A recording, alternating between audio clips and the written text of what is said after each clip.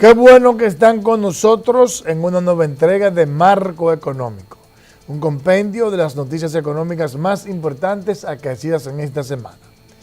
Yo soy Edmundo Ledesma y como siempre tengo todo un placer de compartir con ustedes esta interesante propuesta de noticias económicas. Vamos de inmediato con las informaciones. El presidente de la República, Danilo Medina Sánchez, dejó formalmente inaugurada este jueves la 21ª Feria Internacional del Libro Santo Domingo 2018, en esta ocasión dedicada al fallecido escritor Lupo Hernández Rueda, teniendo como país invitado de honor a Guatemala. Paula Cabral con los detalles. En el acto inaugural de este importante evento, el ministro de Cultura, Pedro Berget, valoró el interés que ha puesto el Estado Dominicano en apoyar con una inversión millonaria año tras año la celebración de esta manifestación literaria y cultural. En el 2014, por ejemplo, la inversión realizada en la Feria del Libro alcanzó la suma de 150 millones de pesos. En el 2015, la de 135. En el 2016, la que, como he dicho, encontramos a medio talle, la de 92, y en el 2017, la de 82. Asimismo, el funcionario destacó los cambios de su gestión, donde las últimas 3 versiones de la feria que ha organizado se ha ahorrado unos 53 millones en comparación a esta edición 2018, la cual alcanza un costo de 82 millones de pesos. Aseguro que han servido en su totalidad para beneficiar algunas de las áreas más débiles de nuestras políticas culturales y de nuestro ministerio. Otras características de la de hoy tienen que ver con su funcionamiento y sus instalaciones, más adaptadas uno y otras al procurado modelo que he mencionado antes. De su lado, el ministro de Cultura de Guatemala, José Luis Chea, quien en nombre de su país manifestó su agradecimiento, ya que este acercamiento fortalecerá los lazos históricos y las similitudes sociales y culturales que unen ambas naciones. Este acercamiento artístico e intelectual, en efecto, pondrá al descubierto los lazos históricos que nos unen y las similitudes sociales, culturales y políticas que nos hermanan, así como también, obviamente, los problemas y preocupaciones políticos y humanos que nos agitan y los ideales que mueven a los habitantes de nuestros respectivos países. La 21ª Feria Internacional del Libro 2018 abrirá sus puertas al público este viernes a partir de las 9 de la mañana y permanecerá abierta hasta las 9 de la noche. Rendirá un homenaje póstumo al poeta Juan Antonio Alix. Además, contará con la presencia de 283 librerías y editoras internacionales durante los 10 días de labor ferial. El acto contó con la presencia de la vicepresidenta de la República, Margarita Cedeño de Fernández, la primera dama Cándida Montilla de Medina, el ministro de Cultura de Guatemala, así como otros funcionarios, miembros del cuerpo diplomático, escritores internacionales y del país. Gracias, Paula, por tu interesante reporte. Miren, yo les voy a decir lo siguiente. Socialistas, capitalistas, centroizquierda, centro derecha, ultra neoliberales, ultra conservadores, ultra comunistas, políticos, economistas, sociólogos, educadores, arquitectos, ingenieros, de cualquier profesión. En el país, los políticos de oposición, los que están en el gobierno, los pequeños partidos políticos, los empresarios, los economistas, los educadores, todo el mundo, en lo único que todo el mundo coincide es que es necesario promover la educación y la cultura. Necesario promover la educación y la cultura. En consecuencia, uno tiene que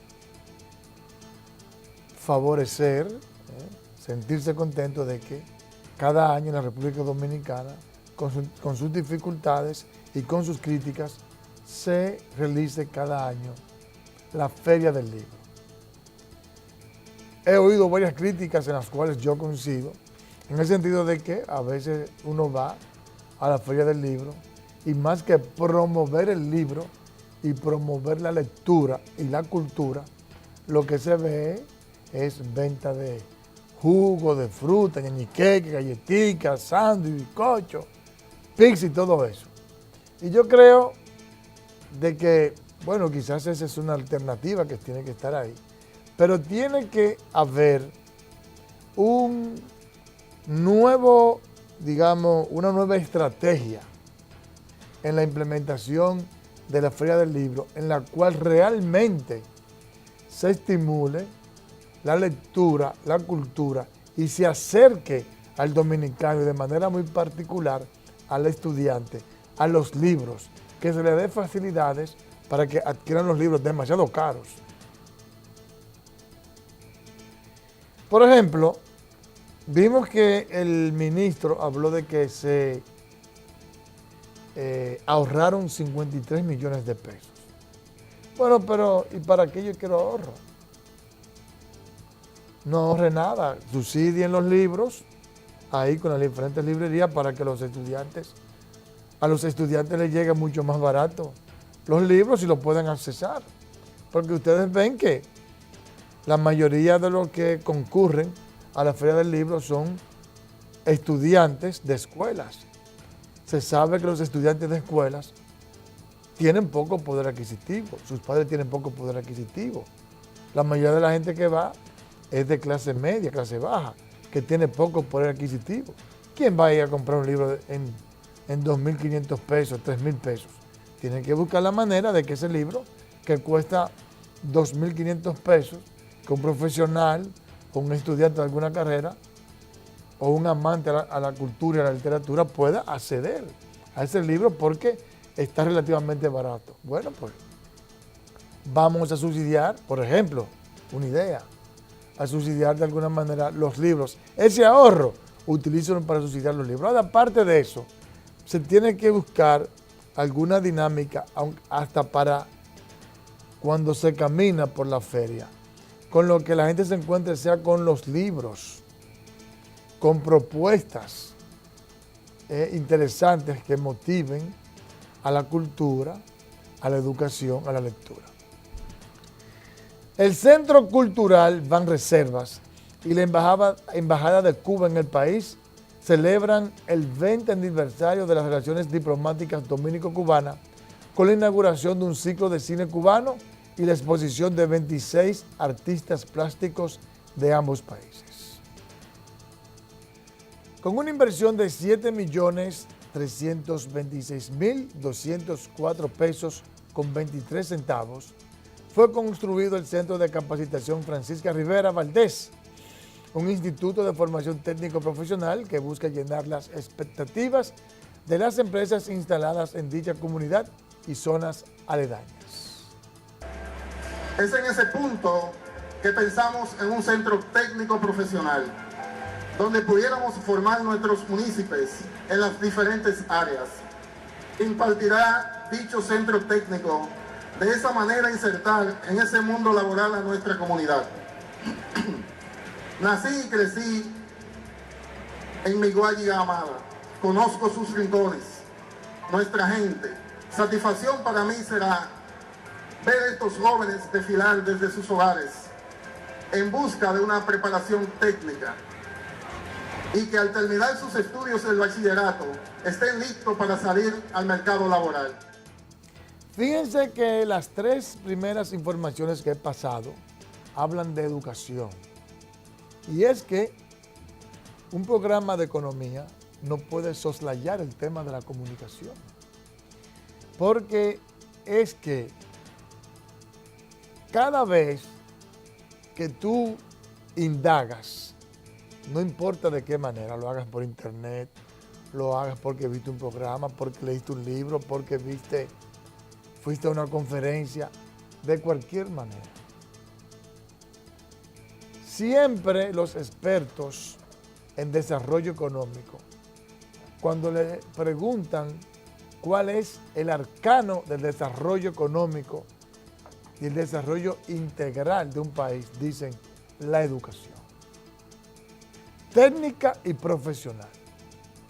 En consecuencia, uno tiene que darle seguimiento a lo que está pasando en materia de educación en la República Dominicana, ya sea en educación primaria, en secundaria, en educación universitaria, en los cursos técnicos, en temas de diplomados, posgrados, maestría, doctorados. Hay que darle seguimiento a qué está pasando en la República Dominicana en torno a la educación en todas sus manifestaciones.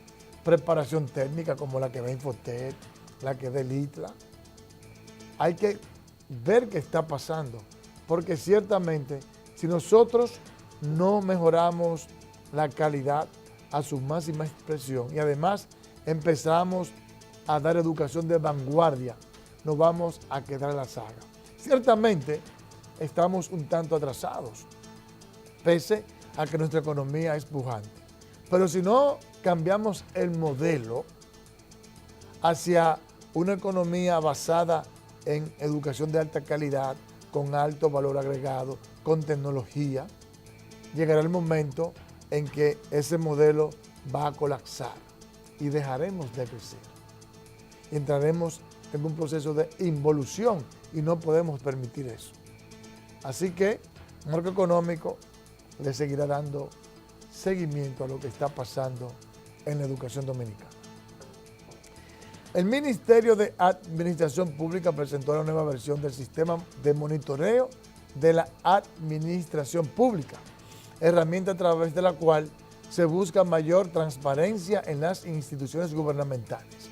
El viceministro de Evaluación de Desempeño, Pedro Nina, explicó además que esta iniciativa realiza un sondeo de mediación a los niveles de desarrollo de la gestión pública. El objetivo 1 de la Estrategia Nacional de Desarrollo, que se refiere a una administración pública eficiente, transparente y orientada a resultados, y más recientemente el objetivo número 16 de los ODS, Objetivos de Desarrollo Sostenible, que apunta al fortalecimiento institucional de las entidades públicas. La Dirección General de Impuestos Internos anunció el aplazamiento de notificaciones a contribuyentes con más de un empleo, cuyos salarios sumados superan el umbral exento de impuestos sobre la renta, para concentrarse en una masiva campaña educativa sobre el tema. El anuncio fue hecho este martes por el director de la institución recaudadora, ingeniero Magín Díaz, quien admitió que ha sido una falla histórica de la DGI no haber informado suficientemente al público sobre la disposición del reglamento del impuesto sobre la renta de 1998 en cuanto a los contribuyentes con más de un empleo. Díaz explicó que luego de haber notificado a menos de 2.000 personas de un total de más de 2 millones de asalariados y reflexionado sobre la demanda de una campaña previa, propuesta que considera justa y necesaria para que los contribuyentes estén al tanto de esta regulación. Miren, muy bien hecho por la DGI, pero además yo pienso que hay que hacerle una modificación a esa exención, en el sentido de que la exención al impuesto sobre la renta es hasta los 35,000 pesos, me parece. Un poquito más, un poquito menos. Yo le pregunto a ustedes, ¿y 35,000 pesos da para nada? Para que a un empleado le estén cobrando impuestos sobre la renta. Esa exención hay que aumentarla a un salario de por lo menos 60 a 70,000 pesos. ¿Por qué? Porque hay estudios hechos por el Ministerio de Trabajo, el Banco Central, estadísticas, y todos coinciden, y también organismos privados que se dedican a este tipo de estudios económicos, y todos coinciden en que el salario real se ha depreciado con respecto a la inflación acumulada y con respecto a la productividad laboral. Entonces, yo creo que hay que hacer un estudio ponderado para primero, indemnizar el salario, que ya el Banco Central ha dicho en varias ocasiones que es un salario de miseria, que está por debajo de la canasta familiar, de la canasta básica, en los diferentes quintiles que hay. Y luego hay que hacer ese estudio para aumentar el salario y luego aumentar la exención sobre el impuesto sobre la renta. ¿Por qué? Porque aquí hemos dicho, y no yo lo he dicho, pero yo lo he dicho por estudios y declaraciones que he visto precisamente de organismos competentes que hacen ese tipo de investigación, en la cual se revela que el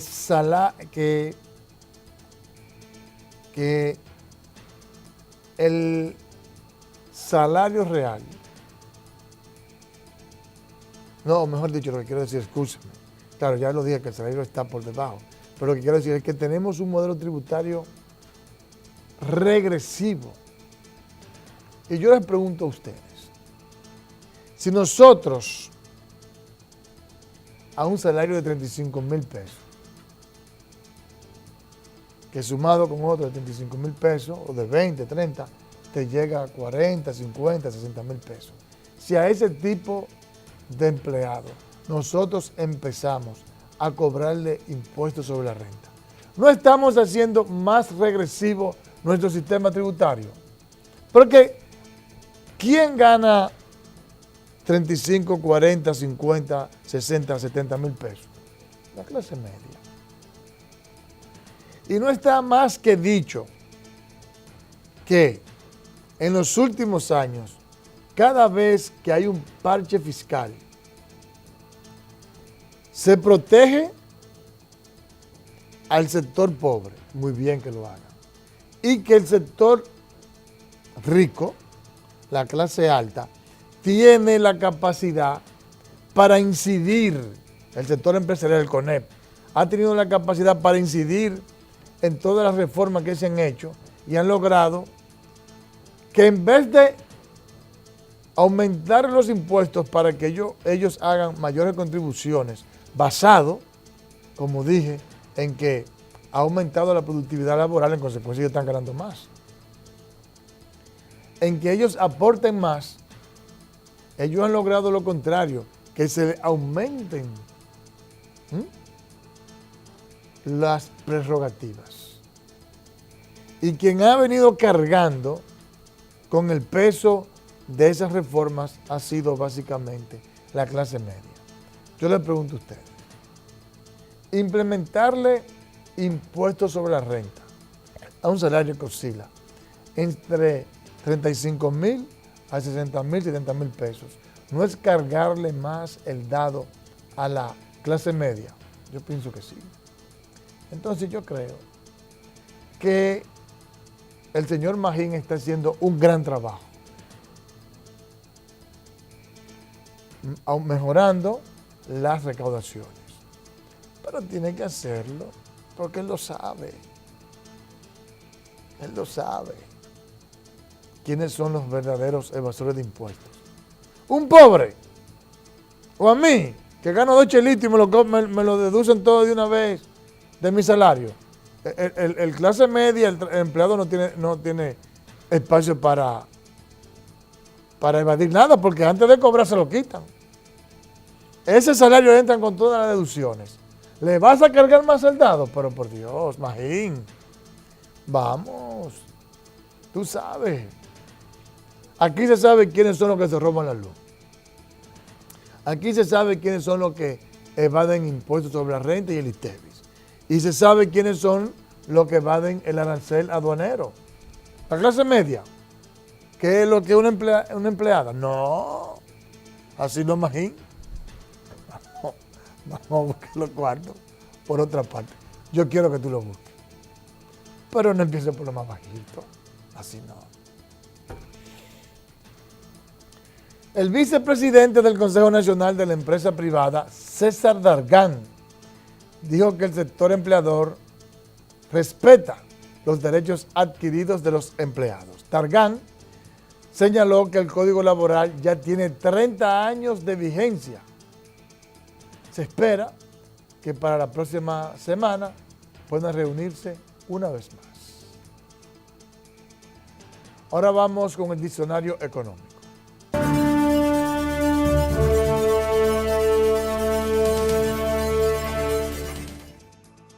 La inversión extranjera es la colocación de capitales a largo plazo en un país extranjero para la creación de empresas agrícolas, industriales y de servicios con el propósito de comercializarse.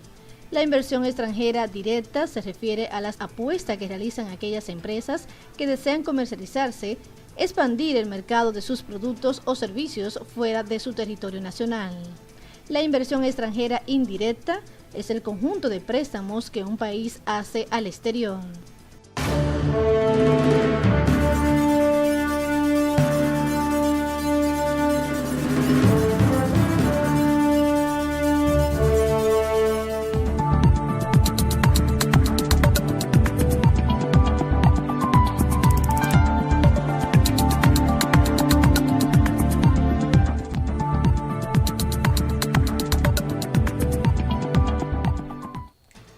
Bien, seguimos con marco económico luego de la pausa. El senador por Puerto Plata pidió la intervención del gobierno para clausurar el vertedero del Cielo Abierto en la misma entrada del municipio de San Felipe, poniendo en peligro los esfuerzos de fortalecer el turismo en esa provincia.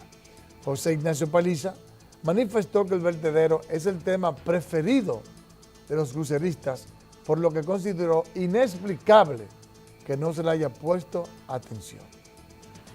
La propia basura no es vertida en el vertedero, sino que es tirada de la propia vía Puerto Plata Navarrete y desde ahí empujada hacia el centro del propio vertedero. El pasado sábado, y es el motivo principal por el cual hago esta rueda de prensa con ustedes, viví a mis propios ojos cómo en un día de cruceros, habiendo recibido un crucero en la mañana temprano, pude yo constatar personalmente 4 o 5 camiones en fila vertiendo sobre el propio asfalto de la carretera Puerto Plata Navarrete. Cientos de hombres y mujeres presos de su propia necesidad, atacando o asaltando, si se quiere, la propia basura, los buzos que lamentablemente subsisten del vertedero. Todo eso frente a los turistas que nos visitan cada fin de semana. Ciertamente tengo que coincidir con el senador Paliza, es una aberración que todavía se mantenga ese vertedero en la entrada de Puerto Plata. Nosotros estamos hablando de que el turismo, y no es que estamos hablando, que es una realidad, el turismo es nuestra principal fuente de todo en materia económica, de empleo, de creación de divisas, el sector más pujante, todo, el de mayor crecimiento, todo. Si el turismo se cae, este país prácticamente sucumbe. Entonces, y además el mismo presidente dijo que el turismo iba a ser la locomotora del crecimiento económico de la República Dominicana, y ciertamente lo está haciendo. Entonces, cualquier dificultad que tengamos con el turismo, hay que erradicarlo inmediatamente. Además de que eso afea, de que ensucia, es un catalizador de todas las enfermedades que uno se puede imaginar. Y de alguna manera tiende a alejar a la inversión, tiende a alejar al turista. Entonces hay que resolver ese problema.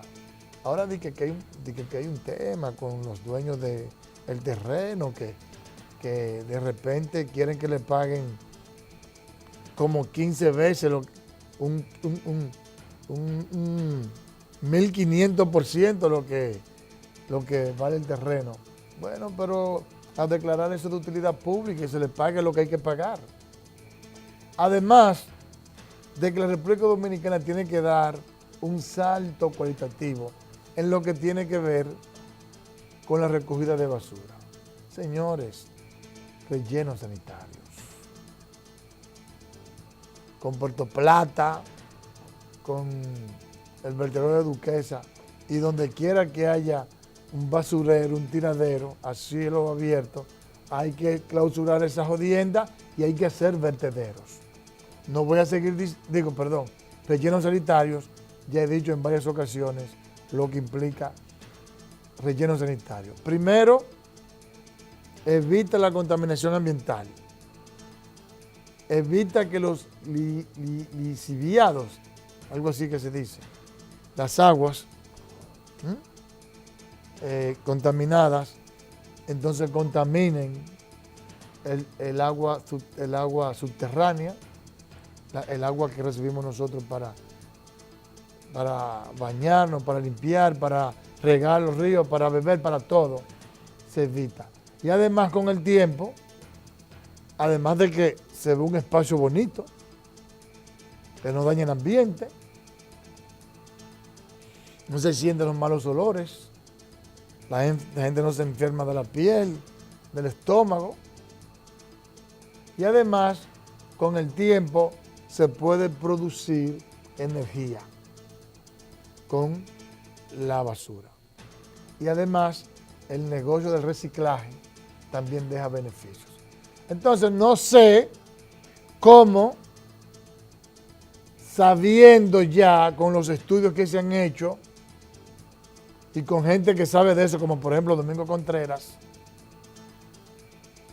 todavía no se han iniciado proyectos para cambiar a todos nuestros vertederos en rellenos sanitarios. Una barbaridad. Cosas que solamente pasan en un país con una democracia fallida. La Unidad de Electrificación Rural y Suburbana inauguró 2 obras de extensión de redes eléctricas en la provincia del Ceibo, con una inversión que supera los 13 millones de pesos, impactando positivamente 72 familias para un alcance de más de 500 personas.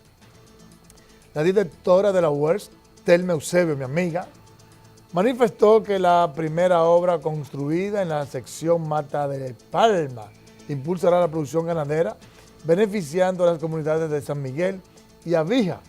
La segunda en el Distrito Municipal San Francisco Vicentillo, la cual promoverá la producción de cacao, café y agricultura, favoreciendo el paraje de Yabón en la comunidad de Pata Colorada.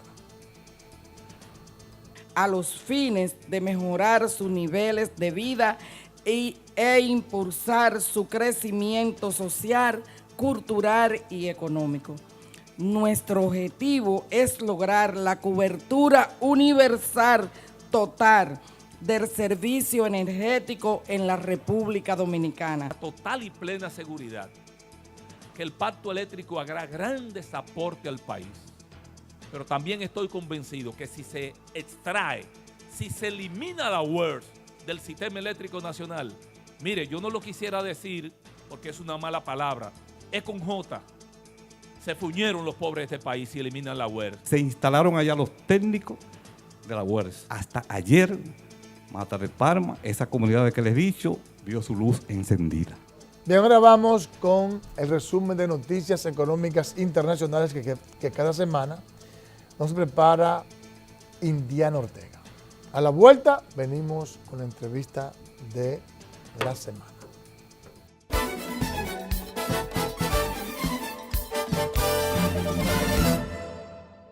Cuba aprobó la instalación de una moderna fábrica de queso en la Zona Especial de Desarrollo de Mariel, un proyecto que será gestionado por el grupo TGT de España. La planta para elaborar varias líneas de productos lácteos se encuentra actualmente en etapa de planificación y su construcción está prevista para el próximo año. Una vez terminada, la industria tendrá una capacidad de entrega de unas 15.000 toneladas de queso, de las que se destinarán entre 50 y 60% al mercado cubano. Y la economía mundial crecerá en los próximos 2 años, impulsada por un crecimiento más fuerte en los últimos 6 meses y una recuperación modesta en comercio e inversión, según pronosticó la ONU. La aceleración está apuntando en un sólido crecimiento económico en muchas naciones desarrolladas y por perspectiva fortalecidas en países en transición, siendo el este y el sur de Asia las regiones más dinámicas del mundo. En general, la ONU pronostica un crecimiento económico global de 2,7% para el 2017 y de 2,9% en el 2018, en comparación con una cifra de crecimiento revisada anteriormente de 2,3% en el 2016. Y los países de la Unión Europea dieron su visto bueno a las nuevas normas para los fondos del mercado monetario, entidades que son una importante fuente de financiación a corto plazo para los bancos, empresas y administraciones. Los fondos del mercado monetario mueven 1 millón de euros en Europa y son utilizados por distintas entidades para invertir a corto plazo el exceso de efectivo, lo que permite a los inversionistas diversificar sus excedentes de efectivo para mantenerlo en un alto nivel de liquidez. La Unión Europea quiere garantizar la estabilidad de estas entidades, asegurar que inviertan un efectivo o un activo de buena calidad crediticia y aumentar su liquidez, de forma que puedan afrontar demandas repentinas de recompra.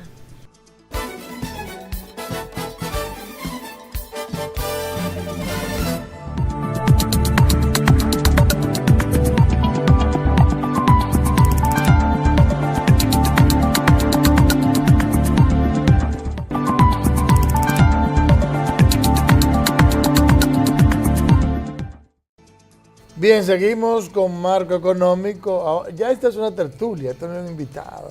El profesor Edilberto Cabral y Antonio Siriaco. No, es parte del programa. Ya es parte del programa, una tertulia. Por supuesto, yo aquí como estudiante de ellos, soy el que pregunto por aprender, porque ellos son los que saben. ¿Cómo están ustedes?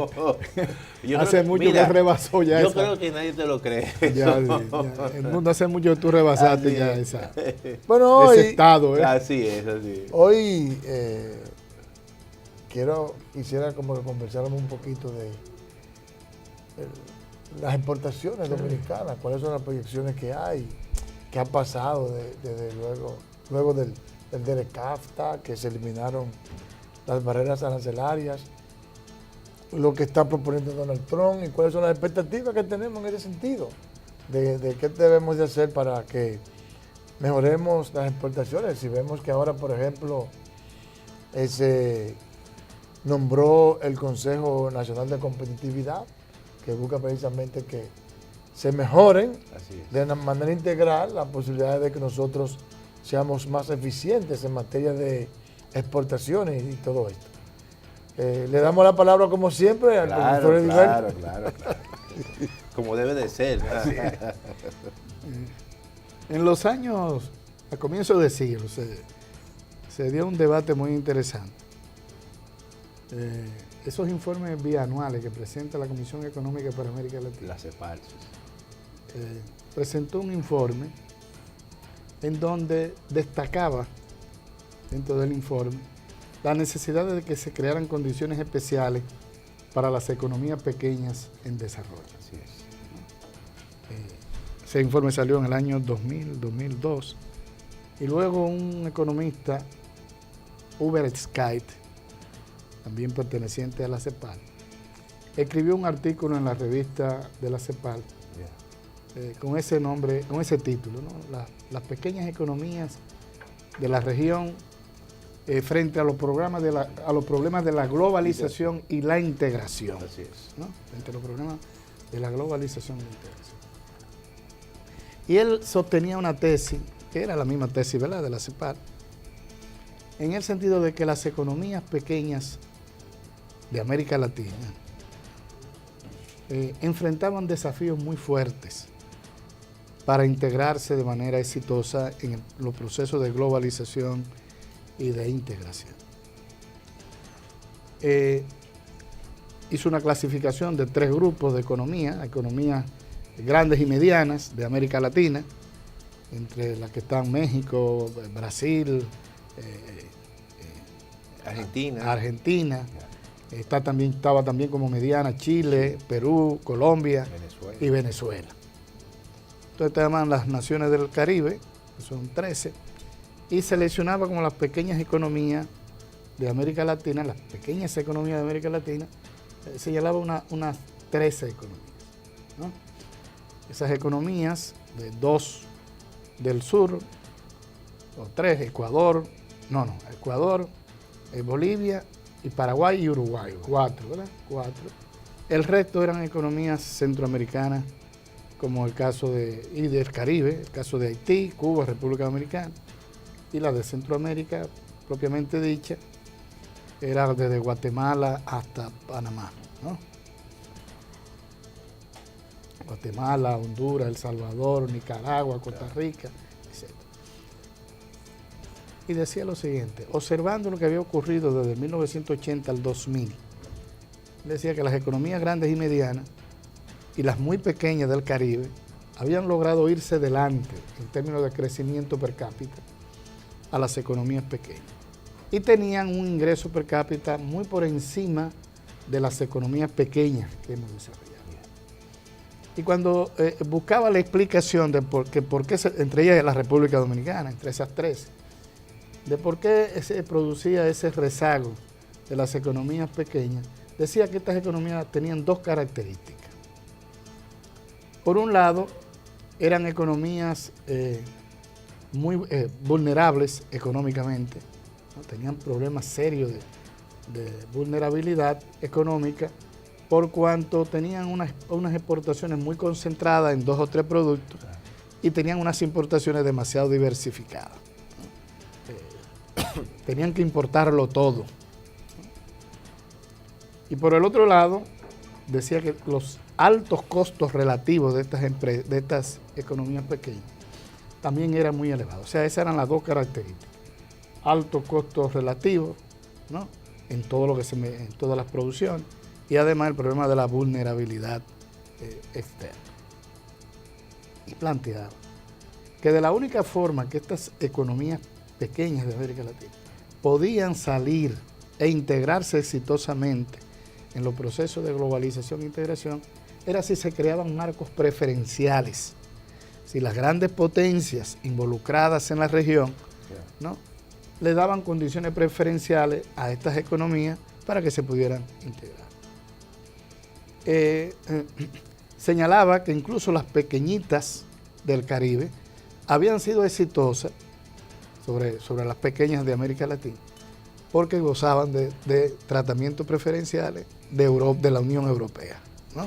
O sea, los países europeos le creaban condiciones preferenciales, la ayuda de manera directa, se cumplía la promesa de que iba a ser un porcentaje determinado del Producto Interno Bruto en ayuda a esas economías pequeñas. Ahí nace el acuerdo de Lomé, muy dirigido a ese tipo de economía con esas características. Exactamente. ¿Qué ha pasado en estos 18, 19 años? ¿Qué es lo que ha ocurrido en estos 19 años? Lo primero es que se ha establecido a nivel de economía internacional un principio que se llama el principio de la nivelación del campo de juego. ¿Qué significa la nivelación del campo de juego? No. Usted tiene que competir con cero preferencia, reciprocidad. Ahí no hay ningún acuerdo, como tú has dicho, preferencial, que fue un principio que se planteó y lo planteó la CEPAL, como que verdaderamente lo que buscaba era un proceso de nivelación, vamos a decir, y de crear capacidades y dotación para que esas economías pudieran tener una plataforma, pudieran importar la dotación tecnológica, en gran medida que llegue la inversión financiera adecuada. Claro. En gran medida el Fondo Monetario Internacional establece una categoría que se llama, que también viene del Banco Mundial, países de ingresos bajos, en donde se vuelca un sinnúmero de preferencias para esa economía de ingresos, que era lo que se estaba planteando para todas las economías pequeñas que se colocaran. Entonces, ¿qué ha pasado realmente? Hemos avanzado. Esas economías pequeñas América Latina y el Caribe han avanzado. En el caso nuestro, creo que oí a Siriaco una vez plantear, nosotros, la década de los 90 fue muy buena para la República. Sí, un crecimiento robusto. Logramos tener por fin 3 sectores generadores de divisas, ¿verdad? 3 sectores fuertes generadores de divisas. Teníamos zona franca, turismo y teníamos las remesas de los remesas. Y de alguna manera también la inversión en comunicación. Sí. Pero era directa. Pero que esa inversión se canalizaba hacia zona franca, hacia el turismo y hacia telecomunicación. Y el área de comercio, ¿verdad? En fin. La década del 90 fue excelente. Pero ¿qué pasa? A partir de este siglo, nosotros hemos ido perdiendo participación. O sea, nuestras exportaciones con respecto al Producto Interno Bruto ha ido perdiendo. Claro. Bueno, a partir, digamos, del DERECAFTA ha sido más brutal la caída. La caída. Mira, el mundo, y lo que dice Edilberto es muy cierto. Por ejemplo, en los años 90, la participación de las exportaciones en el producto rondaban hasta un 25%. Hoy en día, eso está alrededor de un 19, 18%. Las exportaciones nacionales. De bienes nacionales. Dígame una cosa, ¿hasta qué punto esta crisis que tuvimos, esta crisis financiera que tuvimos 2003-2004 por la quiebra de estos bancos, dificultó ese proceso de, digamos, mejoría de nuestro aparato productivo, mejoría de la competitividad, fortalecimiento institucional y todo lo que se necesita para crear un país con fortalezas que permitan ir aumentando de manera sostenida las exportaciones? No, yo creo que la gran recesión tiene dos efectos. Sí, pero en términos del crecimiento, de la generación de riqueza, del volumen exportado, eso fue una caída importante. En parte, esta pérdida, vamos a decir, de participación de las exportaciones, tiene mucho que ver con ese proceso de recesión que hubo en la economía mundial. Al margen de los elementos internos de competitividad que tiene el aparato productivo, vinculado, por ejemplo, con el sector eléctrico, tarifa eléctrica, tasas de interés. Entonces son elementos que son internos, pero el entorno internacional no fue favorable, porque al fin y al cabo tú te vas a enfrentar con un entorno internacional donde la demanda se cayó. Por ejemplo, entonces eso cierra. Yo me pregunto, por ejemplo, el tema además, excusa, profesor, para hacer esta pregunta. Que se me olvide. La parte desde el punto de vista macroeconómico, de aplicar políticas macroeconómicas para fortalecer la competitividad. El tema que tenemos con el déficit cuasi fiscal, que tanto la dotación de recursos dificulta por este tema del déficit cuasi fiscal, dificulta que nosotros podamos aplicar políticas más asertivas en materia de competitividad. No, porque eso básicamente te distrae recursos de la economía.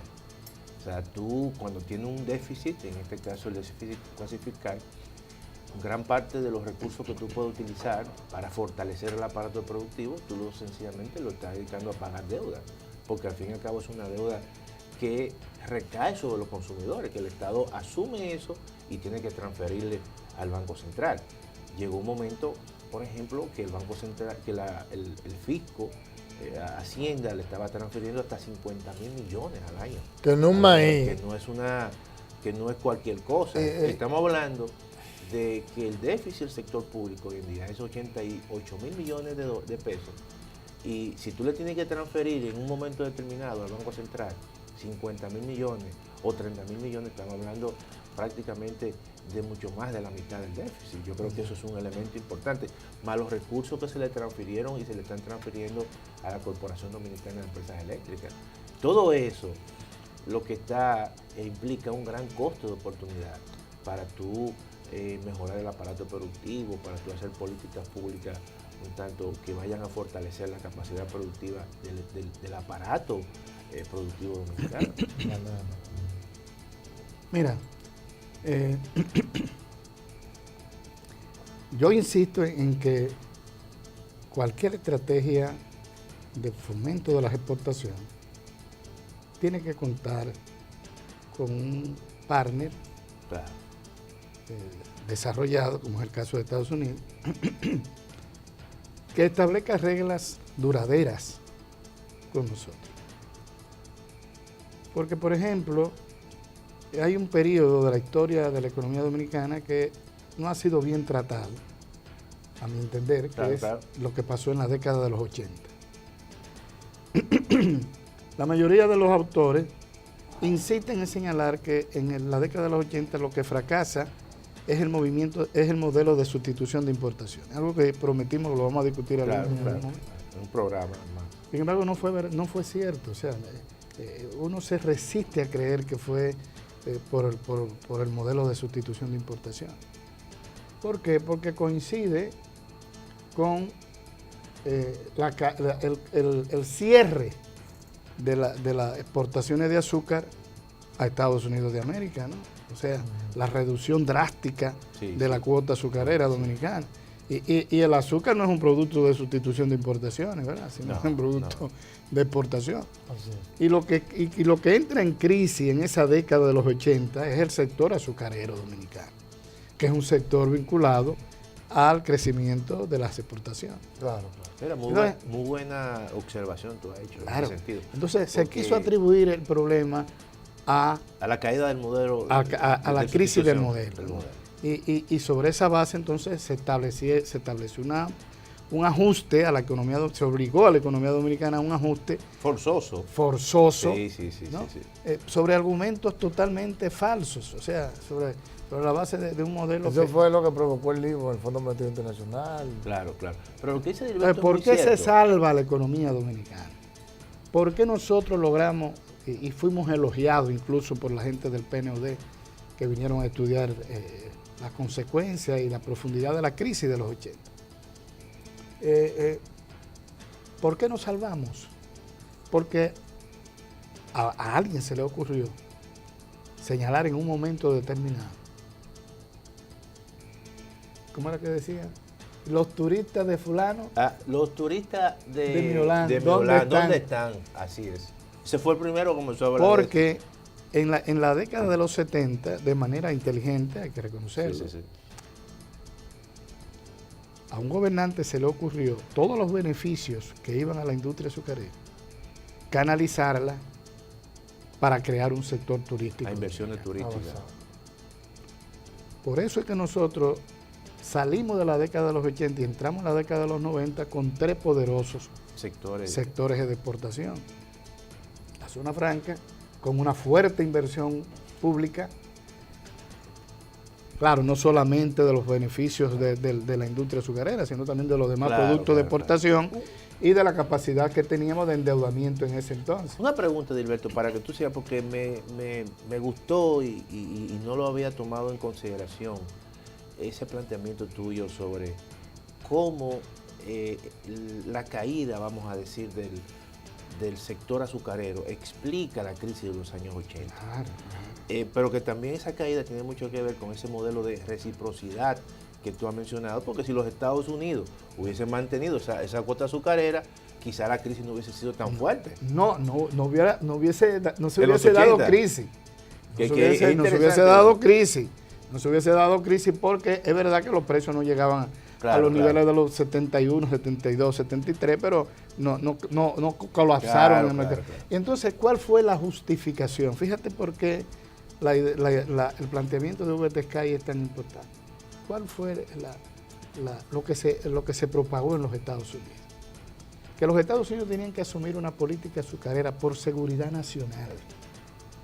De repente, el azúcar, es verdad que a los americanos les gusta mucho el chocolate, ¿no? Y que las tropas que envían siempre a los sitios van con mucho chocolate. Con chocolatito. Un chocolate. Un alto consumo de azúcar. Así es. Pero ellos hicieron la campaña de que el azúcar nuestra, mucha gente habló de eso, los lobistas inclusive, para que se creara dentro de los Estados Unidos una industria de azúcar. Ya no de azúcar de caña, sino de azúcar del jarabe de maíz rico en fructosa. Uno de los teóricos hoy más notables de la economía internacional es Paul Krugman, Paul Krugman junto con Maurice Opsahl, el Sí, que sí, es hoy del jefe de economía. el consejero económico del FMI. Fondo Monetario Sí, Internacional sí, sí. y jefe del Departamento de Investigación del Que tiene Fondo un Monetario. libro de economía internacional. Escriben un libro de economía internacional. Y cuando tú buscas, curiosamente, lee a estos autores, encuentras que dicen muy claro el error más grave, ¿no? Yo estoy parafraseando, Sí, ¿verdad? claro, claro. El error más grave de los Estados Unidos fue meterse en el mercado azucarero, porque le ha salido más cara el azúcar a los norteamericanos, ¿no? Que si los hubieran seguido comprando a estos países, que no éramos solamente nosotros, sino Claro, un grupo de países del Caribe. en desarrollo. Y hoy estuviéramos nosotros en unas condiciones económicas muy diferentes, muy diferentes. Yo soy de lo que creo que si se hubiera respetado eso, por lo menos nosotros tuviéramos casi cerca de convertirnos en una nación desarrollada. Una pregunta. Pero ¿qué pasa? Crean la industria azucarera de los Estados Unidos. Todavía hoy, con unas inversiones extraordinarias, todavía hoy se reconoce que esa industria es ineficiente. Sí. Es ineficiente. Una pregunta. Yo Por recuerdo... eso es la necesidad de que las reglas con el país poderoso Sean claras. claras y que haya... Y de largo plazo. Y de largo plazo y que haya realmente un interés Sí, de eso ayudar. recíproco, Porque de preferencia. Oye, No es ¿por qué recíproco los también. Estados Unidos tienen hoy, por voluntad de un grupo, de una población en Cuba, en Miami, cerrada la posibilidad de abrir comercio con Cuba? Oye, pero eso es inconcebible. Los norteamericanos debieran de tener ahora mismo una inversión en Cuba, que tumba todas las barreras ideológicas en esa nación. Gilberto, Pero sin qué embargo bueno que hay tú has una dicho población... eso, porque ellos no hicieron con Cuba lo que hicieron con China. Claro que no, ni con Vietnam. Ni con Vietnam, porque, por ejemplo, inmediatamente con Kissinger dijeron, espérate, los negocios son ¿Qué le ha negocios, y la faltado economía a es la los economía, cubanos? por encima de los políticos. ¿Qué le ha faltado a los cubanos? Ahora, pero parece también que los cubanos se han resistido a permitir eso. No, pero yo creo que al final... Porque parece que China... Pero al final se imponía la economía. Yo entiendo y que quizás lo que Gilberto... Xi Jinping. Sí. Xi Jinping. Xi Jinping implementó una política deliberada de hacer esos cambios económicos de abrirse el mercado. Pero eso fue en el 78. Deng Xiaoping fue que comenzó ese proceso de apertura. Además, bueno, pero además, si tú te lees los discursos de los cubanos, de Raúl y los documentos del Congreso, ellos quieren una apertura. Ellos quieren inversión, él lo dijo en su último discurso. Ellos quieren, claro, no es una inversión privada extranjera a la libre. No. Avasallar. Sí, no, con control. Por el librito, vamos a respetar las reglas de juego, las condicionalidades de cada territorio. El país. Pero hacer acabar con la contaminación. O hacer unos contratos de tiro barrigol. Exactamente. Ya, no, claro, algo... Entonces, hay la posibilidad de que esa sociedad cubana se enfile hacia otro modelo de sociedad más democrática, más abierta. Pero ¿por qué tiene que ser obligado? Que tiene que derrumbarse el Estado cubano, que tiene que caer en el suelo y pedir clemencia. No, pero por Dios. Así no. Vamos a una pausa y a la vuelta tengo una pregunta que creo que es interesante. Está bien.